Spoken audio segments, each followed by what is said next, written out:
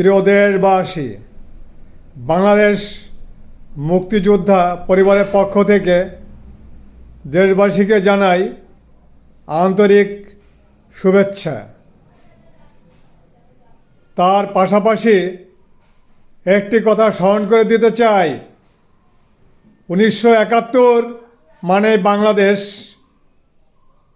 বীর শহীদদের রক্তের বিনিময়ে বাংলাদেশ, বীর মুক্তিযোদ্ধাদের বাংলাদেশ। তাই আপনারা 1971কে ভুলে কোনো কাজ করা যাবে না, বীর মুক্তিযোদ্ধাদের ভুলে কোনো কাজ করা যাবে না। যদি বাংলাদেশের নাম উচ্চারণ করতে হয় তাহলে মুক্তিযোদ্ধাদের পায়ের ধুলা মাথায় নিয়ে তাদেরকে স্মরণ করে এই বাংলাদেশকে নূতন করে গড়তে হবে। তাই আপনারা